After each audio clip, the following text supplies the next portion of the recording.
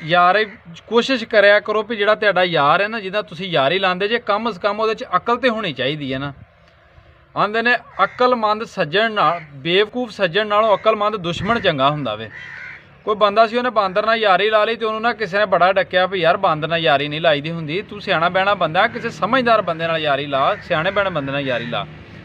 उन्हें आख्या पता नहीं ये मेरी यारी तो सड़दे ने, मेरे वर्गा इन्हां दा यार कोई नहीं।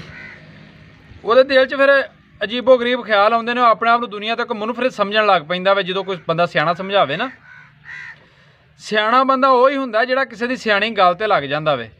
अकलमंद बंदा ही किसी दी अकल इस्तेमाल कर सकदा, दूजा नहीं करदा। वो बंदे ने बांदर की यारी ना छड्डी, बांदर नूं नाल लैके किसी दिन सफ़र ते जा रहा है, जाके बांदर नूं आंदा मैनूं नींदर आ रही, मैं सौ लवां ते तू कोल बह। बांदर कोल बह गया, वो सौ गया। हुण ना वो मक्खियां उहदे मूँह ते दो तीन वारी बैठियां ते ना अपने सुत्ते ही उन्हें इंज करके मक्खियां डाईयां। बांदर ने वेख्या भी मेरा सज्जन तंग होण डिया वे, मक्खियां आप डांदा। उन्हें ना कोल घरोड़ा पिया सी ते वो फड़ लिया। उन्हें कहा हुण मक्खियां बैठियां ते मैं डावां दा। वो मक्खियां बैठिया उन्हें मारिया रोड़ा चुक के मूँह ते वो बंदा मर गया। बेवकूफ जिहड़ा सी ना उहदा सज्जण कीता ते उन्हें फायदा सी, लेकिन उन्होंने नहीं पता हुंदा भी मैं फायदा कर रहा सज्जन दा या दुश्मन दा।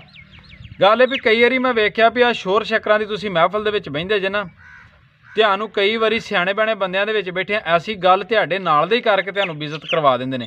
इस तो करके मैं ना सियाणे बहणे बंदां दी महफल च करिया करो। अगर तुहाडे घर च बजुर्ग ने तो उन्हां दे कोल बिहा करो।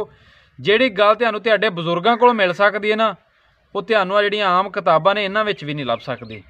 तो अपने बजुर्गों को ज़्यादा तो ज़्यादा घर च टाइम दिया करो। सब तो सियाणी गल तुहानूं तुहाडे बजुर्गों को मिल सकती है। अगर मेरी गल चंगी लगे तो कमेंट्स करके दस्सिओ, तो शेयर करियो, मेरे पेज नूं फॉलो करियो।